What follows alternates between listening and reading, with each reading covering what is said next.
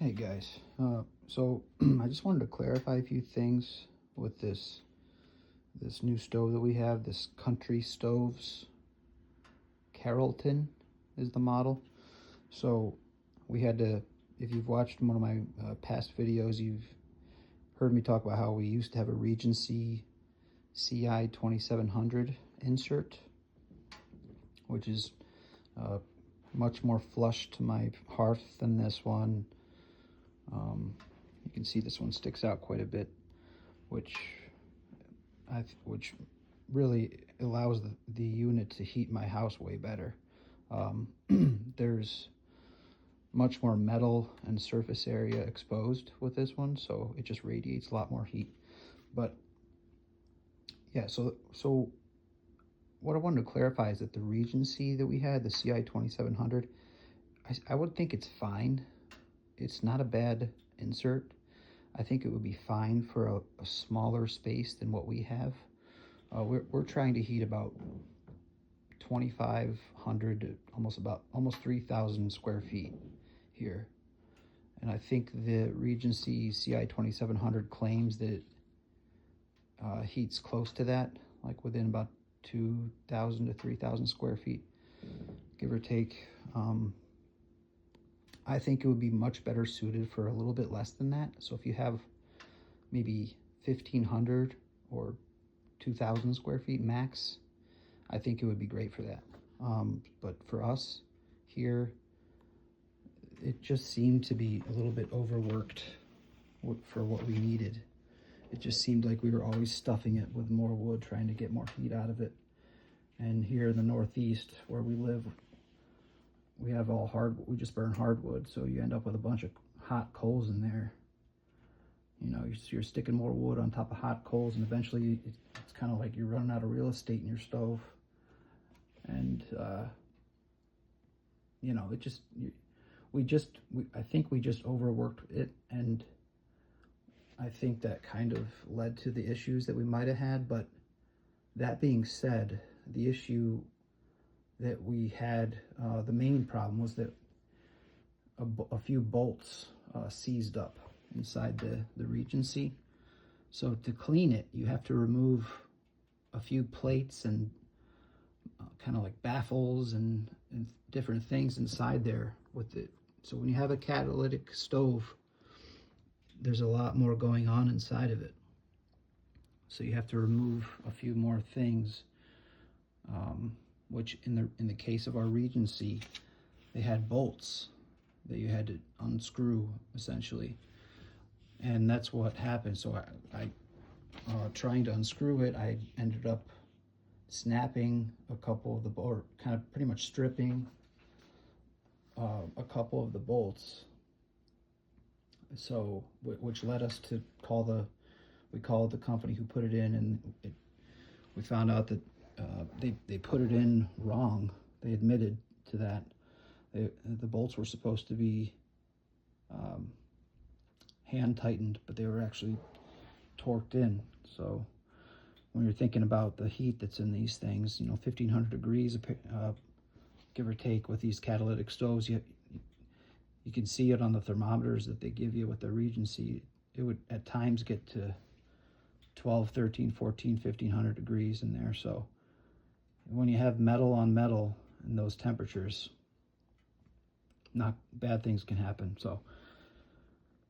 So we got this new stove, and it's not a catalytic stove, which is what I was hoping. I wanted to get a stove that was non-catalytic, because really, I think that for me, I just don't really care for the whole catalytic system after having it for about one season. I just don't think it's necessary for me personally. I love the simplicity of the secondary burn tubes. To clean this or to sweep my chimney, which I do myself, it is basically just removing the stainless steel burn tubes up there that have just a few pins that are secured by a pin, each one. And there you have it. You have full access to your flue. So it's so simple. I have no issue with acquiring wood here. So I know some people are concerned with, you know, the wood consumption, the long burn times that you know, catalytic stoves claim to have. For me, I'm not too concerned with saving a little bit of wood. You know, I'm sure those catalytic stoves, conserve a little bit more wood. You know, you burn less, but for me, I'm not too concerned with that. We have access to plenty of firewood, so it's really not a problem for us. So if you're like me and you have plenty of wood, I just don't see the concern to save, you know, to conserve wood like that. But as far as environmental reasons, I understand that. But this stove, you can see it now. This is burning all the smoke that's coming off of that wood. I put that wood in about